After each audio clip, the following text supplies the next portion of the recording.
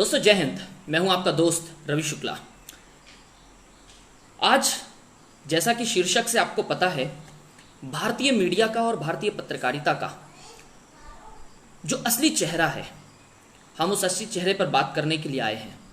इससे पहले कि मैं वीडियो की शुरुआत करूं या हम अपनी बातों की शुरुआत करें, जुड़ने वाले सभी का मैं स्वागत करता हूं और धन्यवाद ज्ञापित करता हूं। दो चीज़ें, हम the real face of Indian media जरूर रखने जा रहे हैं, लेकिन हम किसी भी प्रकार की पुष्टि नहीं कर रहे कि भाई ये गलत है या ये सही है।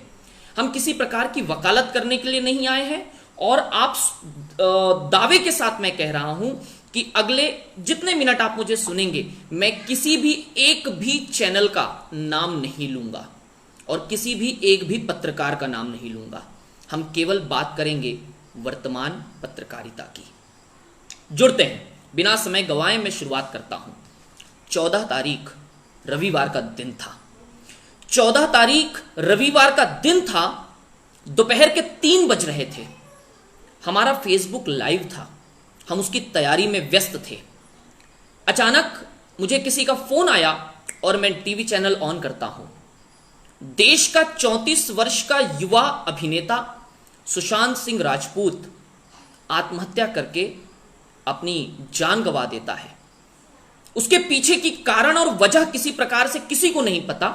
ना स्पॉट से किसी प्रकार की कोई चिट्ठी मिलती है, ना किसी प्रकार की कोई पुष्टि होती है। एक युवा अभिनेता जो कि छिछोरे, काय पोछे, MS धोनी, सोन चिरैया जैसी फिल्मों का बेहतरीन सफल अभिनेता होता है, उसकी मृत्यु के बाद, उसकी आत्महत्या के बाद इस देश का मीडिया यह पूछता है उसके पिता के सामने जाकर के कि आप कैसा महसूस कर रहे हैं। यदि मैं उस पिता की जगह होता तो उस पत्रकार के गाल पर तमाचा मार करके पूछता कि जिस दिन तुम्हारा बेटा मरेगा या तुम मरोगे, उस दिन तुम अपने पिता से या एक पिता होने के रूप में अपने आप से सवाल करना कि मैं कैसा महसूस कर रहा हूं। सुशांत सिंह राजपूत की मृत्यु के बाद उसकी बहन हाथ जोड़ करके गिड़गिड़ा करके मीडिया से कह रही है आप अभी रिपोर्टिंग ना करें, और मीडिया जबरदस्ती उनके घर में घुस करके उन पर सवाल उठा रहा है, उनसे बात करना चाहता है। जिसका 34 वर्ष का बेटा मर गया हो, जिसने अपना भाई खो दिया हो, क्या वह देश का मीडिया इतना गैर जिम्मेदार हो गया है, इतना असंवेदनशील हो गया है कि वो इस प्रकार की वाहियात बातों को करने लगे? दूसरा मुद्दा मैं आपके सामने रखता हूं। आपने टीवी पर गौर से देखा होगा, अचानक कैसे हिट विकेट हो गए सुशांत सिंह। क्या सवाल है ये, अचानक कैसे हिट विकेट हो गए? आपको बोलने की और लिखने की तहजीब नहीं है? आपको बोलने का और लिखने का संस्कार नहीं है? इस देश के मीडिया ने केवल एक चीज नहीं उठाया। दूसरा, बिहार का सुशांत आखिर मुंबई में कैसे फेल हुआ? क्या आप इस देश को राज्यवाद के अंदर बांटना चाहते हैं? सवाल नंबर 3, सुशांत सिंह राजपूत के आत्महत्या करने के बाद उसने किस रंग के कपड़े से फंदा लगाया था, यह भी इस देश की मीडिया ने बताया। और फंदा लगाने के, उस फंदे से अलग करने के बाद उसको जब बिस्तर पर लिटाया गया, स्वर्गीय सुशांत सिंह राजपूत की उस फोटो को वायरल करने में भी इस देश की मीडिया की सबसे अहम जिम्मेदारी थी। तब अपनी जिम्मेदारी समझते हुए हमें इस मुद्दे को लेकर आपके बीच आना पड़ा कि इस देश की मीडिया, इस देश का प्रसार माध्यम कहीं ना कहीं, किसी न किसी रूप में असंवेदनशील हो गया है, अनैतिक हो गया है या अपनी जिम्मेदारियों से भटक गया है। गुस्सा आपको भी आएगा यदि आपके अंदर संवेदनाएं जीवित हैं। गुस्सा आपको भी आएगा यदि आप भावनाओं से जुड़े हुए हैं। गुस्सा आपको भी आएगा यदि आपके अंदर एक पिता का दिल है। गुस्सा आपको भी आएगा यदि आपके अंदर एक बहन का दिल है। गुस्सा आपको भी आएगा यदि आपके अंदर एक इंसानियत जिंदा है। मैं आप लोगों के सामने एक सवाल रखना चाहता हूं। धर्मेंद्र तुरकर सर हैं, आप राज्यशास्त्र पढ़ाते हैं, राजनीति शास्त्र में आपका हाथ कोई नहीं पकड़ सकता। सर, बहुत ही विनम्रता के साथ मेरा सवाल है, आप बताइए, क्या इस देश की मीडिया जो वर्तमान में अपनी पत्रकारिता कर रही है, इस देश का मीडिया जो वर्तमान में अस्तित्व में है, क्या वह सही रूप में जिम्मेदार है? हाँ या ना कह के आप टाइप करके छोड़ सकते हैं। मैं शंकर सिंह ठाकुर जी से पूछना चाहता हूं, मैं रितेश तिवारी से पूछना चाहता हूं जो कि युवा है, मैं आपसे पूछना चाहता हूं और बहुत ही विनम्रता के साथ, क्या आपने किसी मीडिया के व्यक्ति के भीतर संवेदनाओं का बवंडर देखा है? मैं आपको कुछ मुद्दों के साथ लेकर के चलता हूं। सड़क पर चलते वक्त मजदूर के छाले इस देश की मीडिया को दिखाई नहीं देते और वो खबर लेने के लिए उसके सामने खड़ा हो जाता है और पूछता है, आप इस सरकार से खुश हैं, संतुष्ट हैं? और उसके बाद में उस पत्रकार की ठुकाई हो जाती है और उसकी ठुकाई का हम समर्थन नहीं करते, लेकिन उसकी गैर इंसानियत, गैर जिम्मेदारा हरकत पर हमें भी सवाल उठाना पड़ता है कि इस देश की मीडिया के भीतर क्या उन्हें सड़क पर चलने वाले मजदूर का छाला नहीं दिख रहा, जो कि मजदूरों के पास जाकर के पूछ रहा है, जो बेचारा 10 किलोमीटर से पैदल आ रहा है। एक पत्रकार खड़ा कर दीजिए जो कि जिम्मेदारी के साथ कहे, मैंने 5 मजदूरों को खाना खिलाया है, मैंने 5 मजदूरों के लिए काम किया है। मैं इसमें नागपुर के सौरभ जोशी को जोड़ना नहीं चाहूंगा। नागपुर में सौरभ जोशी एक ऐसा व्यक्ति है जिसने पूरे लॉकडाउन के भीतर में पूरी जिम्मेदारी के साथ में अपना कर्तव्य निभाया है। मैं अपवादों को पूर्ण रूप से अलग रख रहा हूं और पहले ही इस बात को आपके बीच रख दे रहा हूं कि अपवाद हर क्षेत्र में होते हैं, पत्रकारिता में भी अपवाद हैं, लेकिन सिस्टम के अंदर अपवाद हैं, सिस्टम में एक भी अपवाद नहीं है। यानी जितने भी मीडिया हाउस हैं, उन मीडिया हाउस के ऊपर सवाल तो बनता है। क्यों बनता है? अपघात की जानकारी देते वक्त, एक्सीडेंट की जानकारी देते वक्त मीडिया वहां जाकर के लोगों के खून से सने हुए कपड़े दिखाता है, अलग हुए हाथ दिखाता है, दर्द से बेतहाशा दर्द को महसूस करने वाले, उसकी तड़प में तड़पते हुए इंसान दिखाता है, पर मदद का हाथ बढ़ा करके, कैमरा नीचे करके मदद का हाथ नहीं बढ़ाता। दंगों को, तूफान को, सुनामी को वो कवर करने के लिए जाता है, लेकिन कभी किसी को अपनी ओबी वैन में बिठा करके उसने अस्पताल नहीं पहुंचाया होगा। इस देश का मीडिया सड़क पर होने वाले गर्भवती से बच्चे के जन्म को दिखा देगा, लेकिन उस गर्भवती को ओबी वैन में बिठाकर अस्पताल पहुंचाने की जिम्मेदारी समझ नहीं पाएगा। साउथ की एक पिक्चर है, मैं जीने नहीं दूंगा, जिस पर कि रवि तेजा अभिनय कर रहे हैं, और रवि तेजा जिस गाड़ी से जा रहे होते हैं वो गृह मंत्री की गाड़ी होती है। रवि तेजा गाड़ी से उतर करके मीडिया के बीच जाते हैं, भीड़ जमा होती है, भीड़ एक एक्सीडेंट को कवर कर रही होती है। रवि तेजा उनसे पूछते हैं, एक काय चल रहा है, साउथ की डब फिल्म है, उन्होंने पूछा ये क्या चल रहा है, और उन्होंने अपनी गृह मंत्री की गाड़ी में उस जिसे चोट लगी है उसे बिठा करके अस्पताल भिजवाया और एक चांटा उस पत्रकार के चेहरे पर जटा और पूछा कि पत्रकारिता करने से पहले इंसानियत किधर गई थी आपकी। सवाल नंबर 3, सड़क पर आप चल रहे हैं, आपको मजदूर और न जाने क्या क्या चीजें दिखाई दे रही है, लेकिन क्या कभी आपने उनकी मदद की तरफ हाथ बढ़ाया है? शायद नहीं। क्या आज की मीडिया से आप खुश हैं? क्या कारण है कि आज मीडिया पर सवाल उठते चले जा रहे हैं? जया मैम, आप एक सामाजिक कार्यकर्ता हैं, मैं आपसे पूछना चाहता हूं कि क्या आज की मीडिया और आज का पत्रकारिता समाज क्या सही रूप में निष्पक्षता के साथ खड़े होकर काम कर रहा है? शायद नहीं। जितने लोग जुड़े हुए हैं उन सभी के पास पूर्ण निष्पक्ष होने का, पत्रकारिता को एक भी ऐसा सबूत नहीं होगा जो ये दर्शा दे या साबित कर दे कि भाई इस देश का मीडिया पूर्ण रूप से निष्पक्ष है। मैं आपको अब पत्रकारिता की परिभाषा क्या होती है वहां से जोड़ना चाहूंगा। मैं आपको जोड़ता हूं और बताता हूं कि पत्रकारिता के पीछे विश्व के जितने भी बड़े बड़े बुद्धिजीवी हैं वो क्या कहते हैं। बड़े बड़े बुद्धिजीवी क्या कहते हैं, सुनिए। पत्रकारिता वह चीज है जो लोकतंत्र को जिंदा रखती है। यह प्रगतिशील सामाजिक परिवर्तन की ताकत है। रवि शुक्ला नहीं बोल रहा, एंड्रू वॉक्स कहते हैं। अमेरिका में राष्ट्रपति को 4 साल में पद छोड़ देना पड़ता है, लेकिन पत्रकारिता हमेशा जिंदा रहती है। रवि शुक्ला नहीं बोल रहा, ऑस्कर वाइल्ड कहते हैं। आगे सुनिए, पत्रकारिता में यह भारतीय पत्रकारों को सीखना चाहिए यह परिभाषा कि पत्रकारिता में हम लोकप्रियता बटोरने के लिए नहीं आते। हमारा काम है सत्य की तलाश और जवाब पाने के लिए शासकों के ऊपर दबाव डालना। रवि शुक्ला नहीं बोल रहा, यह हेलेन थॉमस कह रहे हैं, जो कि विश्व के प्रसिद्ध विद्वत हैं, मीडिया के एक अच्छे जानकार हैं। मैं आपकी तरफ एक और सवाल छोड़ना चाहूंगा।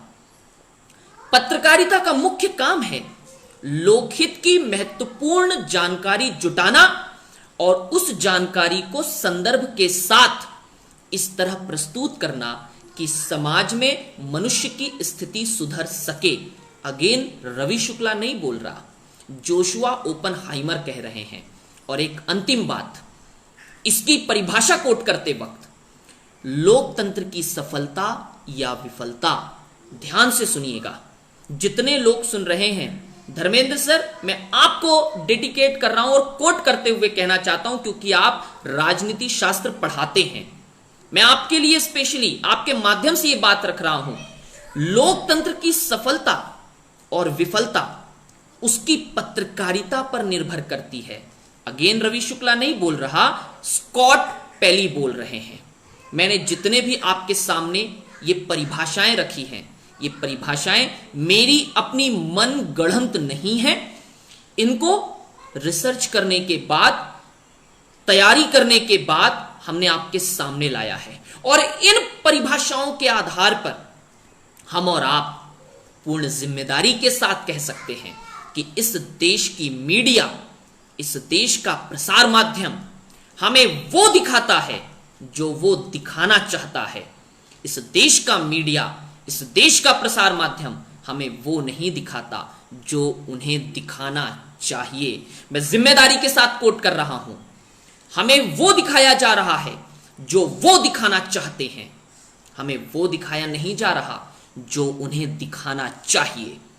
पत्रकारिता का जन्म किस लिए हुआ था? एक मिशन के तहत हुआ था, जहां निर्भीकता होगी, निष्पक्षता होगी, लोकतंत्र की हिफाजत होगी। और लोकतंत्र की हिफाजत के लिए इस देश की मीडिया को लोकतंत्र का चौथा आधार स्तंभ करार कर दिया गया। हालांकि यह संवैधानिक रूप से कहीं पर भी नहीं लिखा है, लेकिन फिर भी इस देश का मीडिया इतना बड़बोला हो गया और अपने आप को इतना ज्यादा बलशाली समझने लगा कि इस देश के दर्द को, इस देश के लोकहित की बात को छोड़ करके, लोकतंत्र की बात को छोड़ करके वो अपना तंत्र चलाने लगा। और जब स्वतंत्र चलने लगता है, अपना तंत्र चलने लगता है, तब वह मुजोर हो जाता है। और इस देश की मीडिया के साथ कुछ यही हो रहा है, वह मुजोर हो गया है। और मुजोरी इतनी बढ़ गई है कि वो वही दिखाएगा जो उसे दिखाने की इच्छा है, जो उसे दिखाने की चाहत है। रितेश तिवारी, मैं आपके सामने अकबर इलाहाबादी का वो शेर रखना चाहूंगा जो उन्होंने इस देश की पत्रकारिता के लिए कहा था कि खींचो ना कमानों को ना तलवार निकालो, खींचो ना कमानों को ना तलवार निकालो, अगर तोप हो मुकम्मल, अगर तोप हो मुकाबिल तो अखबार निकालो। यानी अखबार समाज का दर्पण होता था। अखबार के माध्यम से, मीडिया के माध्यम से आप समाज की बुराइयों को सामने रख करके उसे सुधारना चाहते थे। पर दुर्भाग्य, इस देश की मीडिया के हाथ आज दर्पण नहीं है, और दर्पण है तो उसमें उसका अपना चेहरा दिखाई देता है। अमर आने, बहुत बहुत स्वागत। आपको जोड़ते हुए मैं दो चीजें आपके सामने रखना चाहूंगा। आज की तारीख में मेरा आकलन यह कहता है, मैंने जिनसे जिनसे बात की है, मैं यहां पर श्री दीपक सेन जी को कोट करना चाहूंगा, जो पीटीआई के बड़े पत्रकार हैं, देश के बड़े पत्रकार हैं, वर्तमान में इंदौर में रहते हैं। उन्हें कोट करना चाहूंगा और उनके हवाले से यह बात रखना चाहूंगा। उनके तरफ से बात रखना चाहूंगा कि इस देश के भीतर मीडिया का काम था नेशन बिल्डिंग करना, और आज की तारीख में मीडिया इमेज बिल्डिंग पर काम कर रहा है। आज की तारीख में मीडिया इमेज बनाने पर काम कर रहा है। इमेज किसकी? राजनेताओं की। इमेज किसकी? पॉलिटिकल हाउस की। इमेज किसकी? एक उद्योगपति की। इमेज किसकी? और किसी की नहीं तो अपनी। मैं सुबह एक पुस्तक पढ़ रहा था, उस पुस्तक के संदर्भ के माध्यम से आपके बीच रखना चाहता हूं। वो पुस्तक ये कहती है कि इस देश की मीडिया की जो वर्तमान वास्तविकता है वह राजनीतिक घरानों, पूंजीपतियों और उद्योगपतियों के हाथों में आकर के सिमट गई है। जिम्मेदारी के साथ आपके बीच रख रहा हूं। उम्र 32 हो गई है, इतनी समझदारी है, इतना समझता हूं कि सच क्या है, गलत क्या है। मैंने देश के बड़े बड़े अखबारों और देश के बड़े मीडिया हाउस की हिस्ट्री निकाली। सुबह 5 बजे बैठकर 2 घंटा लगा, और 2 घंटे में मैंने यह पाया कि एक भी साधारण व्यक्ति नहीं है जो कि पत्रकारिता के भीतर में अपना अखबार या अपना न्यूज चैनल चलाता हो। अधिकतम राशि न्यूज चैनल पर 4,000 करोड़ रुपए लगा हुआ है साहब। ये 4,000 करोड़ रुपए वो व्यक्ति लगाता है जो इस देश की राजनीति में अपनी हस्तक्षेप चाहता है, जो इस देश के पूंजीपतियों के साथ संबंध चाहता है, और यदि वो किसी प्रकार का कोई स्कैम करता है तो उसे दबाया जा सके। मैं 3 अखबारों को यहां कोट ना करते हुए इनडायरेक्टली, अप्रत्यक्ष रूप से उनके बारे में बताना चाहता हूं, जो महाराष्ट्र और मध्य प्रदेश में चलते हैं और छत्तीसगढ़ और झारखंड में चलते हैं। यहां पर सबसे ज्यादा खनन का काम होता है, और खनन के काम को रोकने के लिए खनन की जो खुदाई होती है, उस खुदाई की बातों को छुपाने के लिए वो अखबार का सहारा ले रहे हैं। और कुछ तो ऐसे हैं जिनका नाम कोल स्कैम में फंसा हुआ है। मैं किसी का नाम नहीं कोट करूंगा। आपके पास अधिकार है, आप जाइए, आप भी जांच पड़ताल कीजिए, और जांच पड़ताल में आप पाएंगे इस देश की मीडिया से आप जो अपेक्षा लगा करके बैठे हैं, इस देश की मीडिया निष्पक्षता के साथ में वो बताएगी जो आप चाहते हैं, तो भूल जाइए। ये मुंगेरी लाल का सपना देखना इस देश के भीतर 2020 के इस पड़ाव पर भूल जाइए। आज की तारीख में लोकमान्य बाल गंगाधर तिलक जैसा व्यक्ति नहीं है जो झुकना पसंद नहीं करेगा, भले ही जेल चला जाए।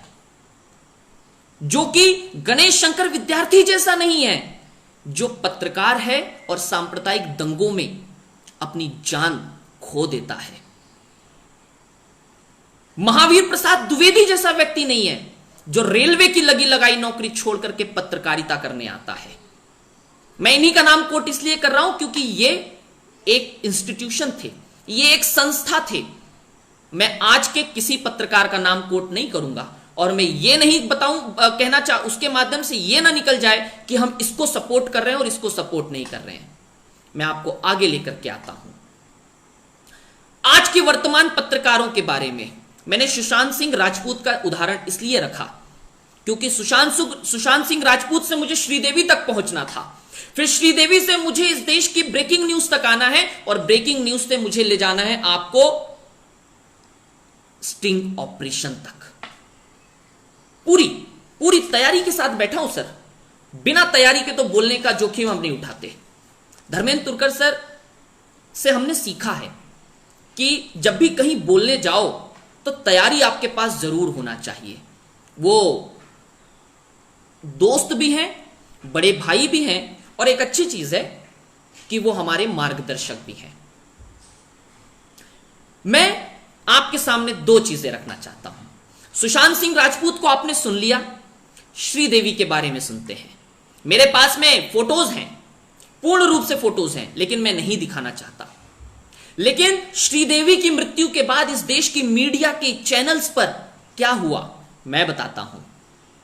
देश की मीडिया ने अपने शूटिंग के कमरे को जहां से वो टेलीकास्ट करते होंगे, न्यूज रूम जिसे कहा जाता है, अच्छा हो गया याद आ गया, न्यूज रूम के भीतर बाथ टब बनाया हुआ है, शावर लगा हुआ है, और बोनी कपूर चलते हुए दिखाए जा रहे हैं और मीडिया उनसे पूछ रही है श्रीदेवी की मृत्यु कैसे हुई। और साहब इतना ही नहीं, मजाक यहां तक हो गया कि एक पत्रकार बाथ टब के भीतर लेट करके, आपको हंसी आएगी, सीरियसली आपको हंसी आएगी, एक पत्रकार बाथ टब के भीतर लेट करके पत्रकारिता कर रहा है और बता रहा है कि श्रीदेवी जी इस पोज में अंदर लेटी होंगी, उन्होंने ये किया होगा। What is this going on?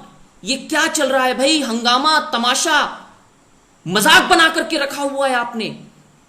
और सुशांत सिंह राजपूत के माध्यम से मीडिया के ऊपर सवाल उठाने की जिम्मेदारी क्यों बनती है, मैं आप सभी को कोट करते हुए बताना चाहता हूं। मेरे पास एविडेंस है, मेरे पास में सबूत है, बिना सबूत के मैंने कहा मैं बात नहीं करूंगा। 14 तारीख को जैसे ही सुशांत सिंह राजपूत की मृत्यु होती है और उसके बाद में अलग अलग टीवी चैनल्स पे न जाने क्यों उसको लाइव और लीड करने की मीडिया के अंदर में एक बहुत अच्छी चीज है कि वो लीड करना चाहते हैं। भैया उनका पत्रकार भले ही कच्छे पर होगा, बोलेंगे पैंट पहन मत पहन, तू जाके जल्दी से रिपोर्टिंग करके आ जा। भैया कभी कभी तो वो बनियान पहनना भूल जाता होगा या तो पैंट पहन लेता होगा, कच्छा पहनना भूल जाता होगा। मैंने एक दोस्त को फोन लगाया, मेरा दोस्त दौड़ रहा था, मैंने पूछा भाई क्या है? बोले कुछ नहीं रवि जी, एक न्यूज को कवर करने के लिए जाना है, तुम्हारी भाभी से झगड़ करके आ रहा हूं। मैंने बोला क्यों? उसने कहा कि 2 रोटी बनाई थी, एक भी नहीं खा पाया और आधी को रोल करके दौड़ते दौड़ते खा रहा है। ये इस देश की मीडिया की सच्चाई है, मैं आपके सामने रखना चाहता हूं। 14 तारीख का दिन है, रविवार का सुशांत सिंह राजपूत की मृत्यु हुई। सुशांत सिंह राजपूत की मृत्यु के बाद इस देश की मीडिया ने जिस तरीके से उसे टेलीकास्ट किया, वो आत्महत्या को जस्टिफाई कर रही थी या आत्महत्या को प्रोवोक कर रही थी, आत्महत्या को बढ़ा रही थी, आत्महत्या को प्रमोशन दे रही थी, ये इस देश की जनता को नहीं समझ आया। और मैं आपके सामने एक खबर रखना चाहता हूं, जो खबर ये है, 2 दिन पहले एक या 2, आज का पेपर है और कल की बात होगी। उत्तर प्रदेश के भीतर एक गांव में एक लड़के ने यह कहकर के सुसाइड किया कि यदि सुशांत सिंह राजपूत आत्महत्या कर सकता है देन मैं क्यों नहीं। यह मेरे पास में आउटलुक की एकदम सच्ची खबर है। और उसने आगे कारण यह लिखा कि लोग उसे चिढ़ाते हैं, उसका जो शरीर है वो शरीर लड़का और लड़की का मिक्सचर है, उसे किन्नर बोलते हैं और इस कारण से वो इतना ज्यादा डिप्रेस था, अवसाद में था। लेकिन टीवी पर जब उसने सुशांत सिंह राजपूत के बारे में लगातार कवरेज देखा तो उसके अंदर के अवसाद को बल मिल गया और वो बल इतना ज्यादा बढ़ गया कि उसने अपने आप को आत्महत्या के हवाले कर दिया। मैं आपको बताता हूं, centre for mental health law and policy, भैया ये मेरी कोई मनगढ़ंत कहानी नहीं है, आप अभी गूगल करोगे मिल जाएगा। Centre for mental health law and policy ने एक गाइडलाइन जारी की।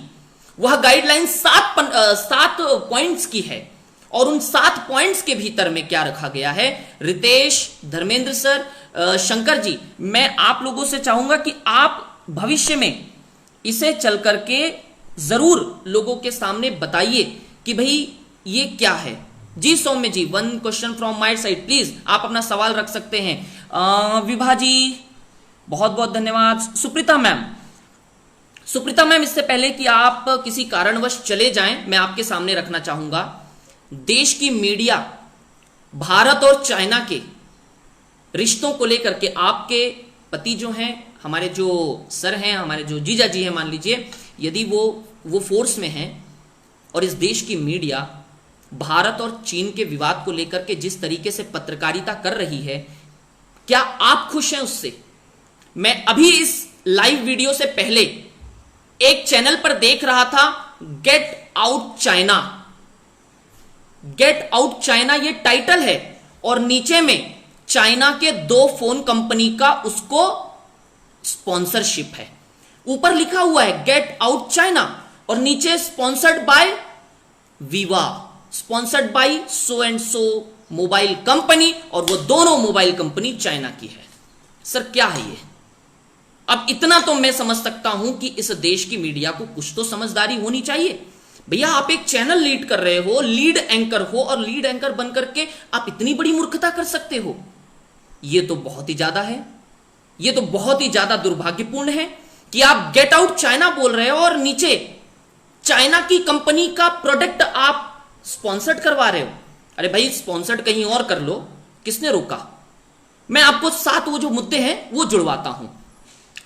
Centre for mental health law and policy ने यह कहा कि किसी भी नामचीन व्यक्ति की आत्महत्या को आप इस तरह से कवरेज नहीं कर सकते। मीडिया बाज आया?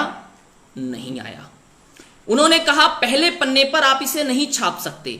मीडिया बाज आया? नहीं आया। हरे रंग के कपड़े से आपने आत्महत्या की ये बताया, जबकि उसमें लिखा हुआ है, उस गाइडलाइन में आप ये नहीं दिखा सकते कि मरने वाले व्यक्ति ने, आत्महत्या करने वाले व्यक्ति ने किस प्रकार का क्या कहेंगे उसे, किस प्रकार का रास्ता अपनाया, या फांसी का फंदा लगा लिया, दवाई खा ली, नस काट लिया। आप उसे ड्रामेटाइज करके नहीं बताएंगे। बट भारत है सर, भारत की मीडिया उसको इतना बढ़िया ड्रामेटाइज करती है और फिल्मांकित करती है कि हमारे देश के भीतर लोग तैयार होते हैं। फिर उन्होंने एक चीज और कही कि आप किसी प्रकार का कोई ख्याली पुलाव नहीं बनाएंगे जब तक कि आप कोई भी ख्याली पुलाव नहीं बनाएंगे जब तक कि आपके पास ठोस सबूत ना हो। और ईमानदारी के साथ कह रहा हूं, इस देश की मीडिया ने वही चीज की है। इस देश की मीडिया ने क्या किया? इस देश की मीडिया ने पता नहीं कितने अलग अलग प्रकार की स्टोरीज गढ़ दी कि सुशांत सिंह राजपूत फ्रस्ट्रेट थे कई दिनों से। और एक सज्जन ने तो बहुत बड़ी बात कर दी, उनका ट्विटर है, ट्विटर पर लिखा भाई मेरे पास में सबूत हैं कि पिछले 6 महीने से सुशांत सिंह राजपूत फ्रस्ट्रेट थे, अवसाद में थे। तो भाई आप पहले कहां थे? यदि आपको मालूम था कि वो फ्रस्ट्रेट थे, आपको मालूम था कि इस प्रकार का कदम उठा सकते हैं, तो आप सामने क्यों नहीं आए? आपकी जिम्मेदारी बनती थी, आपका कर्तव्य बनता था। लेकिन दुर्भाग्य है, सौम्य पूछ रहे हैं कि Indian media do this all for TRP. मैं आ रहा हूं, टीआरपी वाले मुद्दे पर आप जिम्मेदारी के साथ आएंगे हम लोग। टीआरपी का मुद्दा तो सबसे बेस्ट है, लेकिन टीआरपी पर जाने से पहले जो सबसे मेन है, इस देश का मीडिया निष्पक्ष क्यों नहीं है? इस देश का मीडिया निर्भय क्यों नहीं है? यदि वो निर्भय होता तो मुझे बताइए, क्या उसे सुरक्षा का घेरा मिलता? क्या उसे सुरक्षा के घेरे में पत्रकारिता करनी पड़ती? माफ करिए, उसे देश के भीतर में इतना ज्यादा अपने आप को असहाय समझना ही यह दर्शाता है कि इस देश का मीडिया असुरक्षा के घेरे में है। निगेटिव बातें तो बहुत हो गई भैया, कुछ तो अच्छी बात कर लूं मैं कि मीडिया एकदम भी तो बुरा नहीं है। अब मीडिया ने दिया क्या इस देश को? डॉक्टर कलाम की खूबियां मीडिया ने हम तक पहुंचाई। हमारे पास इस देश की वो जानकारी पहुंचाई जो शायद कहीं नहीं थी। जहां तक हम पहुंच नहीं सकते थे, उन्होंने हमारे पास वो ला करके दिया। इस देश की मीडिया ने सूचना के अधिकार को मजबूत करने में अपनी बहुत बड़ी जिम्मेदारी निभाई, और उसी सूचना के अधिकार को तोड़ने में भी इस देश की मीडिया ने, यानी आप बनाओ एक तरफ और एक तरफ बंटाधार कर दो। अपना तो यही, अपना काम बनता, भाड़ में जाए जनता। इनसे और कोई आपको उम्मीद नहीं हो सकती। एक अच्छी चीज और इन्होंने की, हमें संघर्ष करने की, हमें लड़ने की सीख इस देश की मीडिया ने दिया है। इस देश की मीडिया ने हमको सिखाया कि हम, धर्मेंद्र सर कह रहे हैं, निश्चित रूप से यह विषय समाज के सामने लाना जरूरी, विषय को लाने का प्रयास करेंगे। सर आप पढ़ाते हैं, आप भी पढ़ाते हैं, और जिन विद्यार्थियों को आप पढ़ाते हैं, मैं आप लोगों को बता दूं कि धर्मेंद्र तुरकर सर एडमिनिस्ट्रेशन पढ़ाते हैं, प्रशासनिक सेवा पढ़ाते हैं। और प्रशासनिक सेवा के भीतर का व्यक्ति यदि यह बात रखता है कि इस प्रकार की जरूरत है, तो मैं पूरी जिम्मेदारी के साथ कह रहा हूं कि हमारे देश के भीतर में मीडिया के अंदर बदलाव की जरूरत है। मैंने अभी तक तो कई मुद्दे हैं जिन मुद्दों को खोलना शुरू भी नहीं किया है। मैं आपके सामने बहुत ही संक्षिप्त में अब कुछ मुद्दे रखना चाहूंगा कि सुरक्षा के घेरे में क्या इस देश का पत्रकार अपने आप को निर्भयता के साथ में, निष्पक्षता के साथ में प्रस्तुत कर पाएगा क्या? मेरी नजर में ना। आपकी नजर में उत्तर आप देंगे। सुरक्षा के घेरे के बाद में इस देश की मीडिया, मैं दूरदर्शन देखा करता था बचपन में, मैं उसका लेकर के दूरदर्शन के भीतर आपने देखा होगा, दूरदर्शन की टैगलाइन है सत्यम शिवम सुंदरम। आज वह सत्य, वह सुंदरता, वह शिव जो कंकड़ कंकड़ में बसते हैं, उसको इस देश की मीडिया ने खत्म कर दिया है। मेरे पास में एक पुस्तक है, पुस्तक का नाम है भारतीय electronic media, doctor Devvrat Singh ji ने लिखी हुई है। माखनलाल चतुर्वेदी विश्वविद्यालय के भीतर पढ़ाई जाती है और उसके किताब के अंदर यह लिखा है कि दूरदर्शन क्यों आज पीछे हुआ, क्योंकि कॉर्पोरेट हाउस ने विज्ञापनों को अपनी तरफ खींच लिया। सो आप बताइए कि इस देश की मीडिया के भीतर में जो पेड न्यूज का चलन चला है, वह पेड न्यूज कितना ज्यादा हमारी और आपकी जिंदगी पर असर डाल रहा है। और प्रायोजित शो जो आते हैं, स्पॉन्सर्ड शो जो आते हैं, वह स्पॉन्सर्ड शो हम तो पूछेंगे, पूछता है भारत, दंगल, और इनकी टैगलाइन देखिएगा, इनकी एपिसोड्स का नाम देखिएगा, मुस्लिम मुक्त भारत एक्सक्लामेटरी मार्क, किसी प्रकार का प्रश्नवाचक चिन्ह नहीं, एक्सक्लामेटरी मार्क। भारत के कितने टुकड़े और करने बाकी हैं, एक्सक्लामेटरी मार्क, क्वेश्चन मार्क भी नहीं। ये वो लीडिंग चैनल्स हैं जो इस प्रकार की नफरत और झूठ फैलाने का काम इस देश के भीतर कर रहे हैं।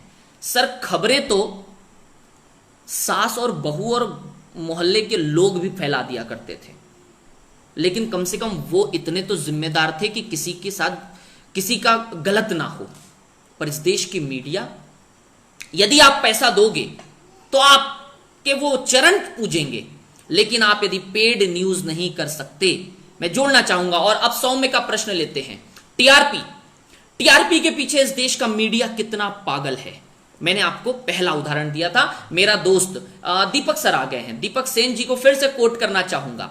दीपक सेन जी इस बात को बहुत अच्छी तरीके से, और दीपक सर मैं आपसे चाहूंगा कि आप कमेंट करके हमें बताएं कि भाई इस देश की मीडिया के भीतर में मैं जो कहने जा रहा हूं वो पहले अच्छे से सुनेंगे आप और मुझे बताएंगे, इस देश की मीडिया के भीतर में टीआरपी के लिए जो अंधी और नंगी दौड़ है, उस अंधी और नंगी दौड़ के भीतर क्या उनकी संवेदना, क्या उनकी भावना, क्या उनकी इंसानियत और उनकी मानवता खत्म हो चुकी है?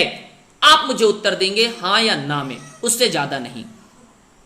शंकर जी कह रहे हैं आप जैसे होना चाहिए नेशनल न्यूज चैनल पे। नहीं भाई, न्यूज चैनल पे जाने का फिलहाल तो नहीं, ठीक है। सो दीपक सर आप कहें कि हां या ना। हमारी नजर में यह है कि इस देश की मीडिया निष्पक्ष ना होकर के असंवेदनशील हो गई है टीआरपी की दौड़ में। मैंने आपको एक उदाहरण दिया, मेरा अपना दोस्त किसी न्यूज चैनल में काम करता है और न्यूज चैनल में काम करने के साथ साथ उसे रात में 2 बजे भी दौड़ना पड़ता है, और दौड़ने के बाद में बताता है, मैंने पूछा कि क्या हुआ, बोले भाई 3 लोग मरे पड़े थे। अरे मैंने बोला घायल थे। मैंने पूछा यार अस्पताल ले जाते। हमारा चैनल हमें अस्पताल ले जाने की इजाजत नहीं देता। हमारा चैनल सिर्फ उस मरते हुए व्यक्ति के मुंह में माइक ठूस करके पूछने की इजाजत देता है, कैसा महसूस कर रहे हो।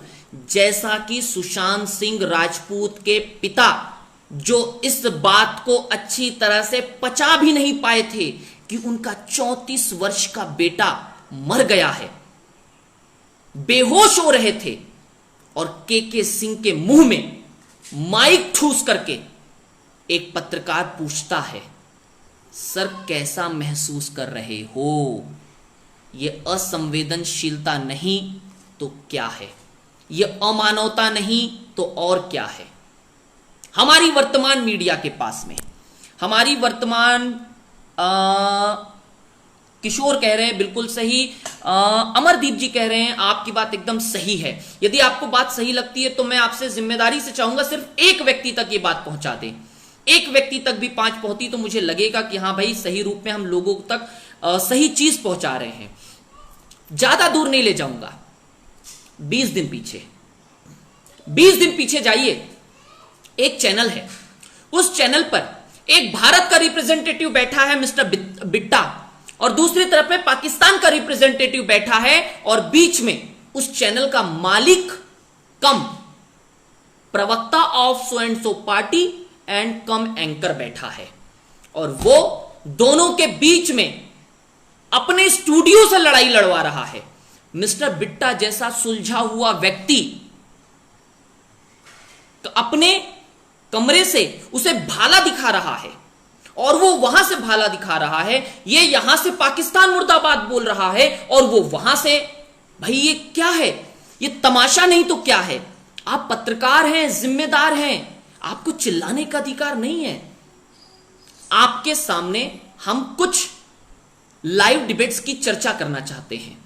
जिन लाइव डिबेट्स के भीतर में चीजें आती हैं, अमरदीप जी कह रहे हैं पत्रकारिता देश का महत्वपूर्ण, सर प्रोफेशन छोड़िए अमर भाई, ये प्रोफेशन नहीं, ये चीज है देश को जागरूक करने वाली। ये पत्रकारिता का जो स्तर गिरा है वो पत्रकारिता नहीं गिरी, लोकतंत्र गिरा हुआ है।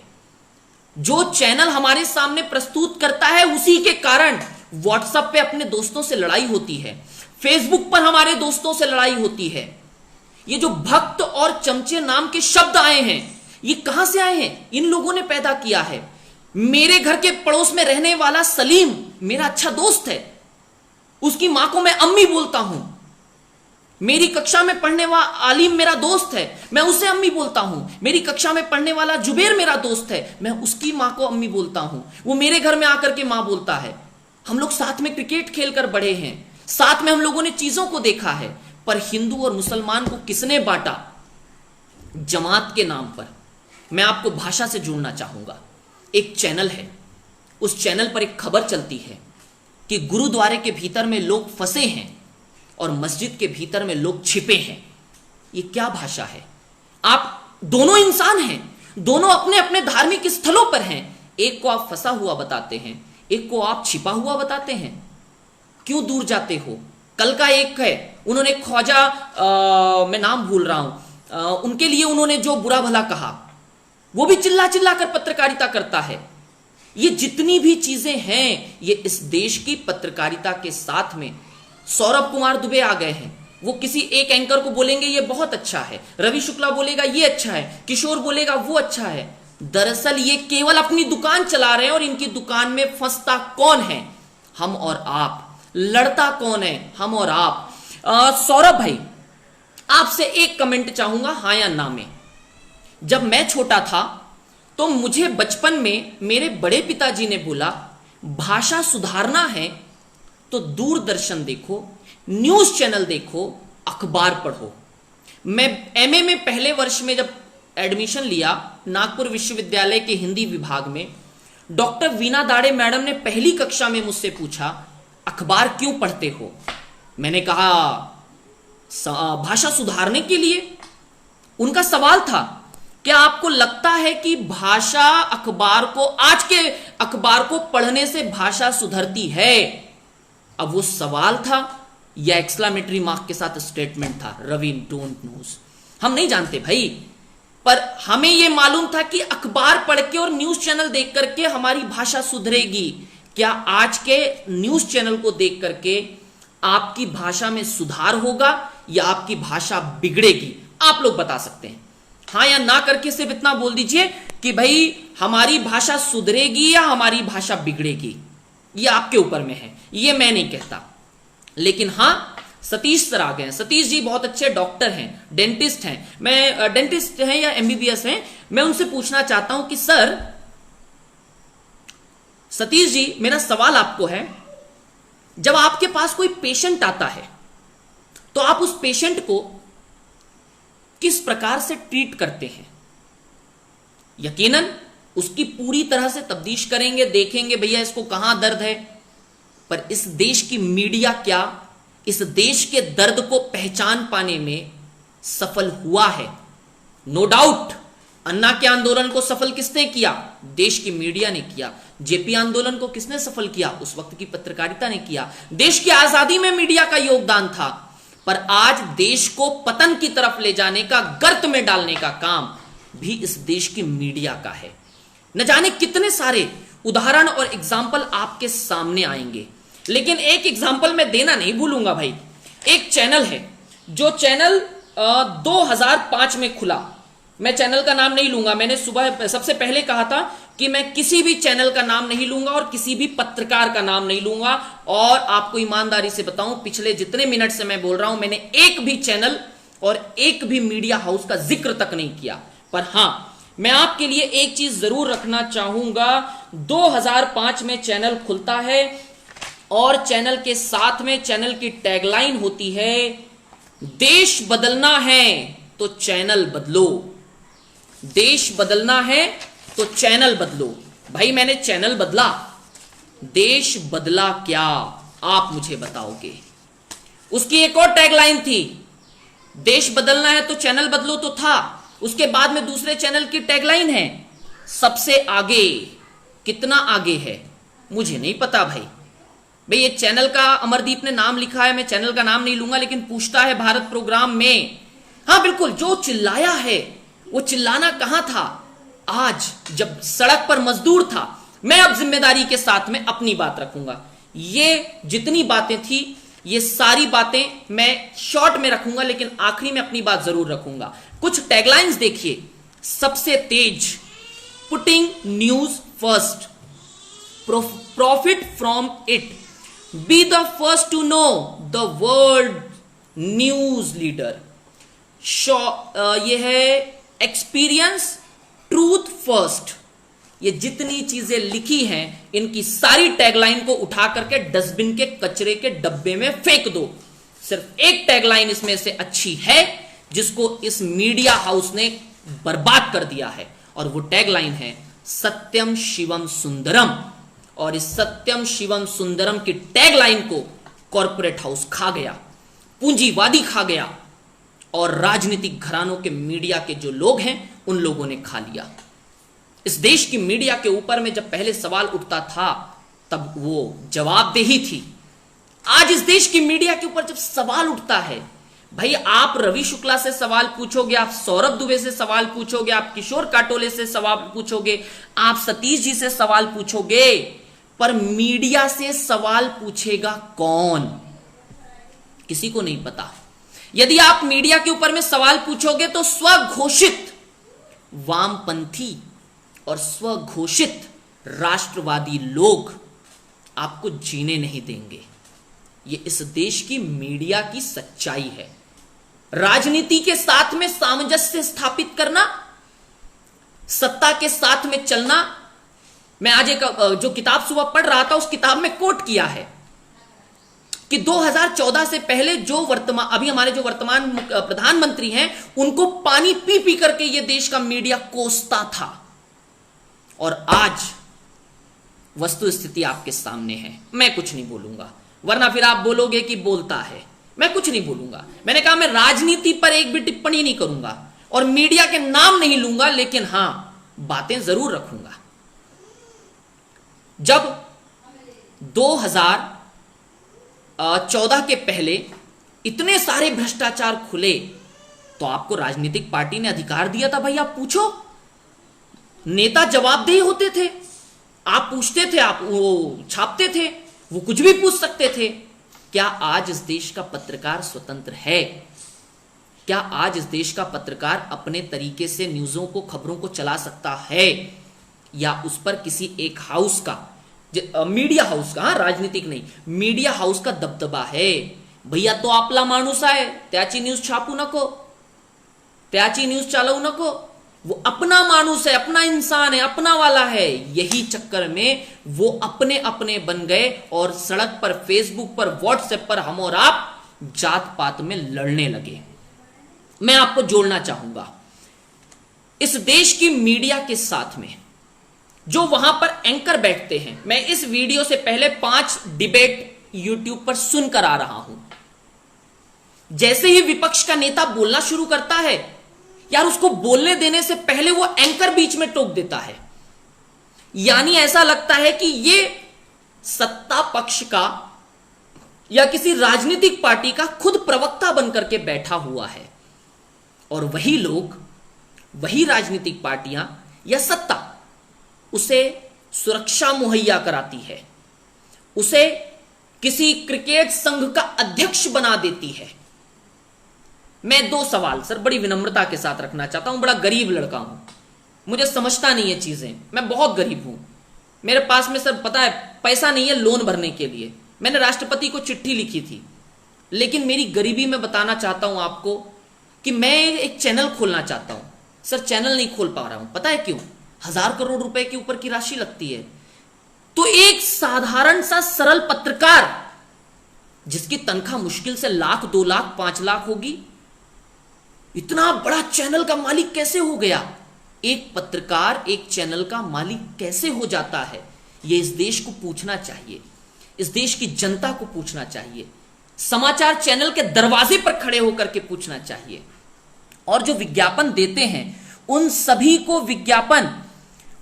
को विज्ञापन देने से पहले मैं एक अच्छी चीज आपके सामने रखना चाहूंगा। बहुत अच्छी याद आ गई, मैं नोट करके उसको कोट करके रखा हूं भैया, बंदे का नाम तक है मेरे पास में, मैं आपको कोट करूंगा, किताब के साथ है। हाँ, किताब है आज के परिदृश्य में मीडिया, ठीक है, द हिंदू के। एकदम ध्यान से सुनना सौरभ भाई, आपको कोट कर रहा हूं, आपको डेडिकेट कर रहा हूं, ठीक है? क्या है, आप क्या मेरे ज्यादा करीबी हो, बात बुरी बुरी लग गई तो आप मुझे फोन करके गरिया भी सकते हो, ठीक है? सुनिए, द हिंदू के वरिष्ठ पत्रकार पी साईनाथ के अनुसार मीडिया को जो सबसे बड़ा खतरा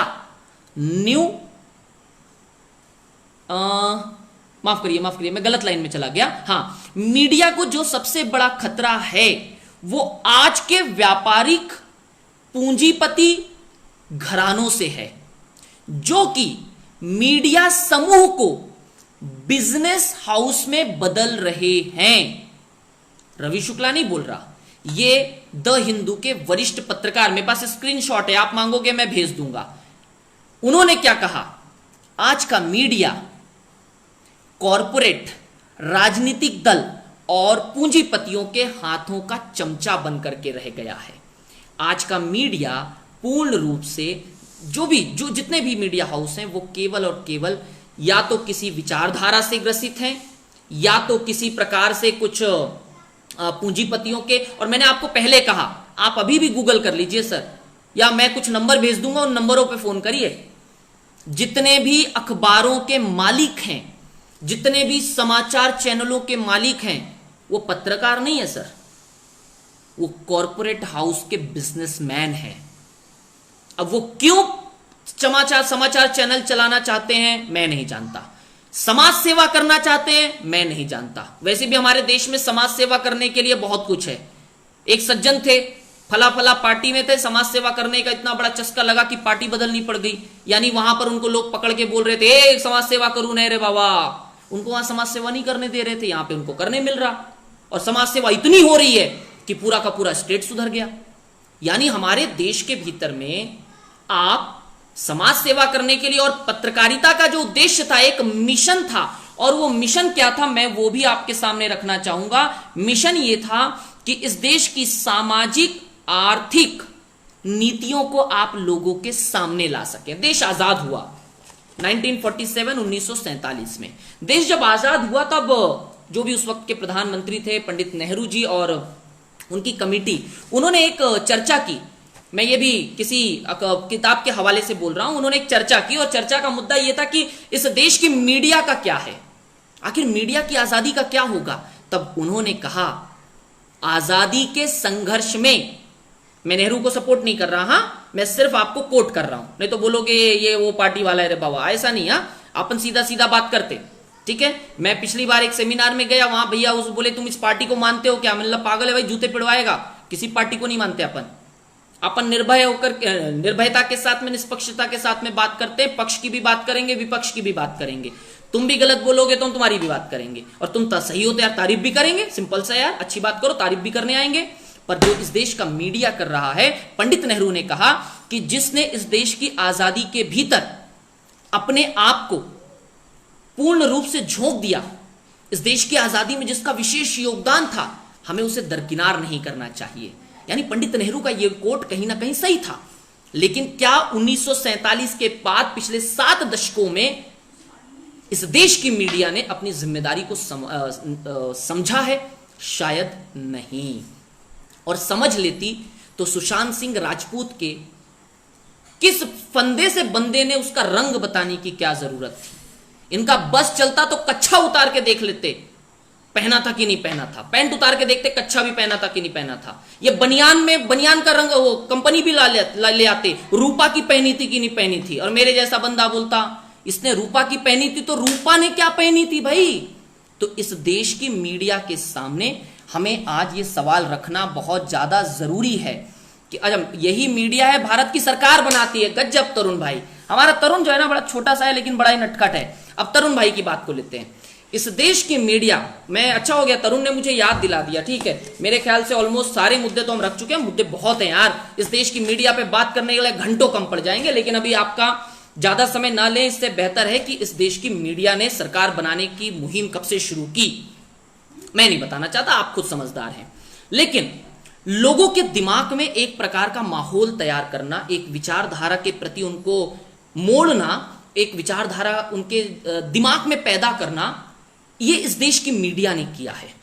इस देश की मीडिया ने पिछले कुछ वर्षों के भीतर में जिनको ये पहले कोसा करते थे, ताने मारते थे, ये लोग आज उसको पूज रहे हैं। दिल्ली के एक नेता हैं, वे वर्तमान प्रधानमंत्री पर ना जाने कितने प्रकार की टिप्पणी कर डाले थे और आज वो उसी पार्टी के सम्मानित नेता हैं भाई। तो ये इस देश की मीडिया ने कर दिखाया कि यार ये तो कोई दिक्कत नहीं, ये तो गंगा नहा लिया भाई, कोई दिक्कत नहीं है, चलता है। तो इस देश की मीडिया ने लोगों की विचारधारा को बदलने में और इस देश की सरकार को बनाने में, मैंने पहले कोट किया है, जिस मीडिया का काम था नेशन बिल्डिंग, वो इस देश की मीडिया इमेज बिल्डिंग पर आकर के सिमट गई है। और जहां पर इमेज बिल्डिंग की बात आती है, वह इमेज किसकी बना रही है? वह इमेज बनाई जा रही है व्यक्ति की, पॉलिटिकल पार्टी की। देश कोई मतलब नहीं सर, देश की विचारधारा कोई मतलब नहीं। पड़ोसी मुल्कों के साथ में ये चाहे तो दंगा करवा दें, झगड़ा करवा दें। एक चैनल का नाम बता दीजिए, मैं आखिरी बात रख रहा हूं, सारी चीजें बंद, आखिरी बात रखूंगा और बात खत्म करेंगे। एक चैनल का नाम बताइए जो संवेदनशील मुद्दे पर, या देश के भीतर में जब विपरीत परिस्थिति थी कोरोना की, विपरीत परिस्थिति है आज भारत और चाइना के बीच, एक जिम्मेदार चैनल बताइए जो कि अपनी जिम्मेदारी के साथ में ये कहने का सामर्थ्य रखता हो कि देश के भीतर में जागरूकता लानी है। यार देश को एकजुट करने का काम इस देश का कौन सा मीडिया हाउस करता है? नीचे कमेंट बॉक्स में आकर के बताइए, मैं आपका इंतजार करूंगा। सौरभ भाई बोल रहे हैं हमारे चैनल हमारे दिमागों पर कब्जा कर रहे हैं। सौरभ भाई बिल्कुल सही है। आप देखिए कि सुशांत सिंह की मौत को ऐसा दिखाया गया कि बंदे ने अकेले आत्महत्या की है, बिल्कुल सही है। किसी भी चैनल को सुशांत सिंह राजपूत की व्यक्तिगत लाइफ पर जाकर के बोलने का अधिकार ही नहीं दिया गया है। मेरे पास में मैंने आपको दिखाया वो जो उसमें लिखा हुआ है, और सरकार ने वो एडवाइजरी जारी करवाई भाई। यानी इस देश की सरकार के पास अभी भी जिम्मेदारी का एहसास है। तो इस देश की सरकार को यह समझना चाहिए कि इस प्रकार की मीडिया के ऊपर रोक लगे, पर उसके पहले इस देश की मीडिया से सरकार बनने की उम्मीद तो छोड़नी पड़ेगी। उनको समझना पड़ेगा कि ये लोग अपने काम के नहीं है। मैं जिम्मेदारी के साथ आप लोगों से पूछना चाहता हूं, एक चैनल का नाम बताइए, एक अखबार का नाम बताइए जो कि सही रूप में अपनी जिम्मेदारी समझता होगा और भारत और चाइना के सेंसिटिव मुद्दे पर, संवेदनशील मुद्दे पर बहुत ईमानदारी के साथ पत्रकारिता करता होगा। कोरोना के भीतर में उसने लोगों को जागरूक किया होगा भाई, उसने नए एपिसोड निकाल लिए, स्पॉन्सरशिप आ गई, 100 सैनिटाइजर लगाइए भैया। ये मीडिया के भीतर में एक भी जिम्मेदारी, यदि ये देश, ये मीडिया चाहे हमें नेपाल से लड़वा दे, हमें चाइना से लड़वा दे, हमें पाकिस्तान से लड़वा दे, और इनका बस चले तो बस ये रिपोर्टिंग करने के लिए रोज पहुंच जाएंगे। इनको केवल रिपोर्टिंग करनी है सर, इनको केवल अपना। रितेश तिवारी जी भैया थोड़ी और मेहनत करना है कॉल पर लाइव के उपरांत, तो मेहनत करना है कॉल पर लाइव के उपरांत। मैं नहीं समझ पाया रितेश भाई। तो उनका कहना यह है कि हमें यह समझना है कि किस प्रकार से चीजें हो रही हैं। सो ये था आज का the real face of Indian media, आज के मीडिया का वो चेहरा जो शायद हर एक व्यक्ति के पास आना जरूरी है। सुशांत सिंह राजपूत की मृत्यु, आत्महत्या कहिए, आत्महत्या के बाद जब वो दोपहर में उनके पिता के घर पर जाकर के एक चैनल के प्रतिनिधि ने उनसे ये पूछा कि आप कैसा महसूस कर रहे हैं, तब हमें लगा कि इस विषय को लाना चाहिए। और उसका पिता क्या सोचा होगा, एक पिता समझ सकता है। यदि मेरे जैसा व्यक्ति होता वही चांटा मार करके बोलता जब तेरा बेटा मरेगा तब अपने आप से पूछ लेना। यानी संवेदनशीलता नहीं है सर। एक बहन बोल रही है भैया बाद में पत्रकारिता कर लो, हाथ जोड़ रही है, गिड़गिड़ा रही है, पर उनको तो रिपोर्टिंग करनी है सर, क्योंकि ऊपर से ऑर्डर है, बाइट लेके नहीं आए तो नौकरी गई। वो भी टारगेट पूरा कर रहे हैं। देश के भीतर में केवल टारगेट चल रहा है और टारगेट के अलावा कुछ भी शुरू नहीं है। What's the responsibility? Saumya Tiwari ji, सही। न्यूज चैनल और अखबार इनको मारो जूते चार। अरे सौरभ भाई थैंक यू सो मच। इस देश के भीतर में गोली मारो, देश के गद्दारों को गोली मारो सो एंड सो को, इस प्रकार का नारा किसने फेमस करवाया? मीडिया ने। हमें इस देश की मीडिया से उम्मीद नहीं थी। हाँ जी, रिस्पॉन्सिबिलिटीज क्या है, हमारी जिम्मेदारी, मीडिया हाउस की जिम्मेदारी क्या है? उनकी जिम्मेदारी है कि वो इस देश के आखिरी घर के आखिरी व्यक्ति के आंसू को पहचाने, सड़क पर चलने वाले मजदूर का छाले का दर्द महसूस कर सके और उन्हें जहां पर मजदूर थे वहीं रुकवा करके सरकार के सामने सरकार को झुका देते कि भाई तुम्हें ये मजदूरों का ख्याल रखना पड़ेगा। मजदूर सर माइग्रेट नहीं करते, वो नहीं जाते, पलायन होता ही नहीं। पलायन इसलिए हुआ क्योंकि इस देश की व्यवस्था तक उनका दर्द नहीं पहुंचाया गया। और बात सही है, व्यवस्था उन तक पहुंचने का प्रयास इन्हीं के माध्यम से करती है। अगली जिम्मेदारी है देश के युवाओं को उनके लक्ष्य के प्रति आमुख करना, कि देश के युवाओं को तैयार करना, पड़ोसी राज्यों के साथ, पड़ोसी देशों के साथ में अपने संबंधों को अच्छा करने की पहल करना, अंतरराष्ट्रीय स्तर पर देश की छवि सुधारना, देश के भीतर में धर्म भाषा आदि के नाम पर एकता और मितव्यता बना करके रखना, सौहार्द की भाषा बनाकर, सौहार्द का व्यवहार बना करके रखना, ये इस देश की मीडिया की जिम्मेदारी है। पर दुर्भाग्य है कि इस देश की मीडिया इस जिम्मेदारी को बिल्कुल भी सही तरीके से नहीं। ऑफ द ऑडियंस जी, रिस्पॉन्सिबिलिटी ऑडियंस की क्या है आपके हिसाब से? अभी कौन सा पत्रकार आपको पसंद है? रविराज विद्या शिवाजी फुगे जी, सर एक भी पत्रकार मैंने पिछले 4 महीने से, ये जून चल रहा है ना, 5 महीने हो गए समाचार चैनल देखना छोड़ दिया। केवल खबरें मिल जाती हैं अखबार के माध्यम से, भले ही एक दिन बासी खबर लूंगा, पर भैया पढ़ना पसंद करता हूं, देखना पसंद नहीं करता। मैं घर में बैठे रहूं टीवी के सामने तो ऐसा लगता है मुझे कोरोना हो गया है, और बाहर जाऊं तो कोरोना दिखता ही नहीं। मैं घर के अंदर बैठा हूं तो मेरे सलीम के दोस्त सलीम का फोन आता है तो मैं उसको बोलता हूं हाँ भाईजान क्या हाल है। सरदार जी का फोन आता है, मैं बोलता हूं हाँ वीर जी क्या हाल है। और बाहर जाता हूं तो खड़ा मुसलमान मुझे दुश्मन लगता है। तो ये देश के एक भी पत्रकार के ऊपर में मैं नहीं कहूंगा कि मेरा कोई पसंदीदा पत्रकार है। हालांकि व्यक्तिगत संबंध बहुत के साथ है, लेकिन व्यक्तिगत रूप से बता दूं कि कोई पसंद नापसंद की बात नहीं है। ऑडियंस की जिम्मेदारी, दर्शकों की और देश के नागरिकों और जनता की जिम्मेदारी, गलत खबर जब भी देखें उसकी पुख्ता जांच करवाइए।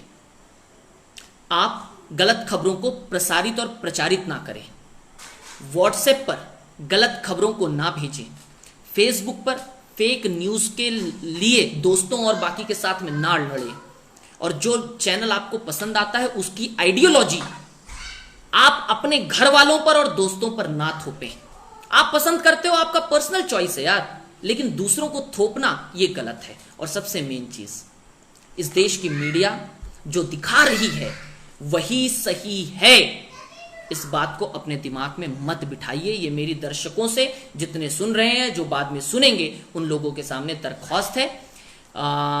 किशोर भाई, रितेश भाई, सौम्य जी, जितने भी लोग जुड़े हुए हैं उन सभी का मैं बहुत बहुत धन्यवाद करता हूं। तुषार भाई, सही बात है पलायन पर, जी बिल्कुल, जो सही लगा हमने आपके सामने रखा, और आपने यदि उसे अपनी तरफ से सहमति दी है तो देखो, इस देश की मीडिया का ये कर्तव्य है कि वो एक सेतु है, अंग्रेजी में जिसे आप ब्रिज कहते हैं, फ्लाईओवर है जनता और सरकार के बीच का।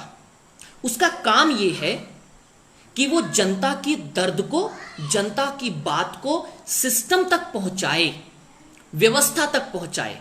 और व्यवस्था का काम है कि जब उसके पास में कोई बात आई तो वो उस बात को एक्नॉलेज करे, उसे दूर करने का या उसे जल्द से जल्द दूर करने का पूरा प्रयास करे। पर इस देश के पत्रकार जब भी उनके पास कोई खबर आती है तो पहले होता था कि नेता की कुर्सी जाती थी, व्यवस्था गिर जाती थी, सिस्टम से पत्रकार लड़ता था।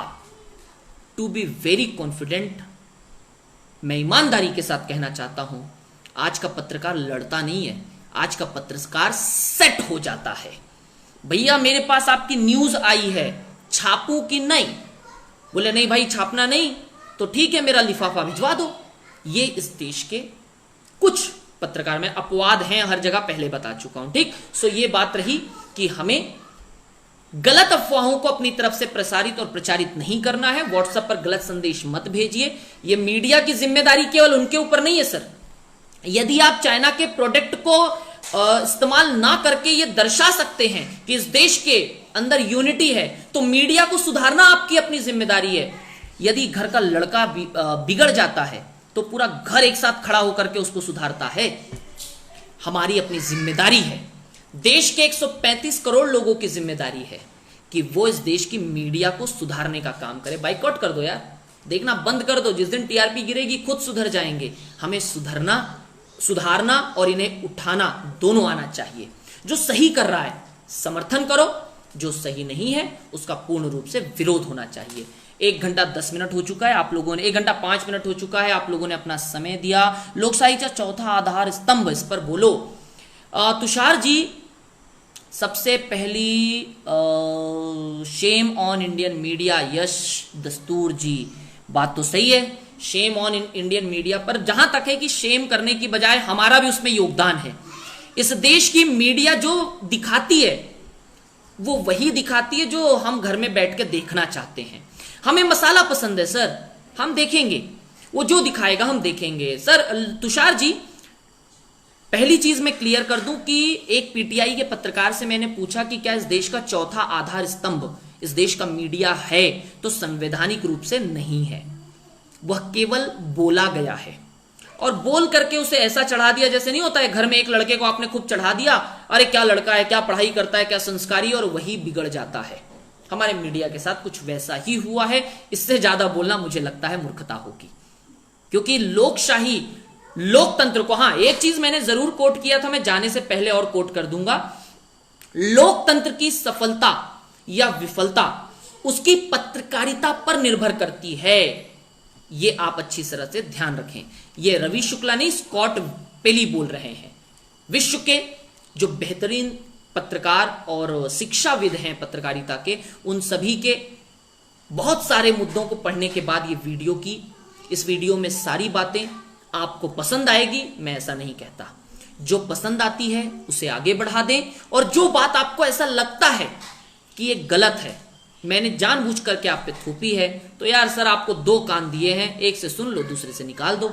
हम भी इंसान हैं, गलती हो सकती है यार, कोई दिक्कत नहीं है। सो मीडिया को बनाना, उठाना, बिगाड़ना सब कुछ आपके हाथों में है। हम क्या कर सकते हैं? हम कुछ लोगों तक बात पहुंचा सकते हैं, लेकिन आपसे जरूर गुजारिश है कि एक एक व्यक्ति तक यदि जिम्मेदारी के साथ आपने ये बात पहुंचाई तो यकीनन हमें लगेगा कि कुछ जो मेहनत की थी वो मेहनत थोड़ी बहुत सफल हुई है। सो बहुत बहुत धन्यवाद सौम्य जी। करेक्ट सौम्य तिवारी, अप्रिशिएट, गुड जी, बिल्कुल ठीक है।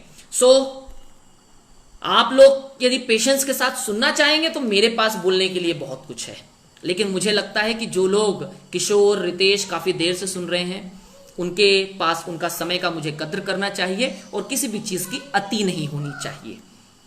फिर मुद्दा लेंगे, मैं आपको वादा करके जा रहा हूं, इसी the real face of Indian media part 2 जुलाई के महीने में दोबारा लेकर के आएंगे। तब तक के लिए शुक्रिया, धन्यवाद, आभार। लेकिन गलत खबरों को मत फैलाइए।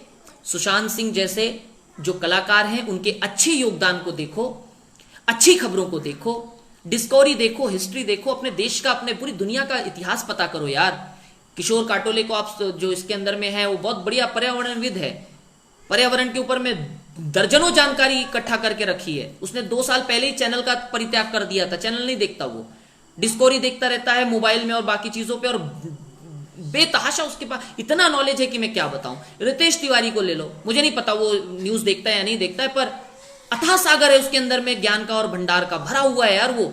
आप उसको देखो, संजय सर देख रहे हैं, आप संजय सर से कुछ सीखो, अमित सर देख रहे हैं, अमित जी से देखो, यश देख रहा है, यश को आप देखिए। आज मैंने नागपुर के नवभारत लोकमत में उसकी पुरानी किसी तस्वीर को देखा। वो मीडिया और बाकी चीजों में आप अच्छा काम करोगे, आपको सराहना मिलेगी। सो क्या देखना क्या नहीं देखना ये आपका चॉइस है। तो अच्छी चीजें एक्सेप्ट करो, बुरी चीजें आप छोड़ दो। आप इसके भाग 2 में भी मैं आपको जरूर इनवाइट करूंगा, आमंत्रित करूंगा। इसका दूसरा भाग हम लेकर के आएंगे जिसमें आज की बातें ना हो, हम उसकी पूरी कोशिश करेंगे। आप लोगों ने अपना समय दिया, आपका बहुत शुक्रिया, धन्यवाद, आभार। और सबसे खास बात, गलत चीजों को प्रसारित और प्रचारित ना करें। धन्यवाद, जय हिंद।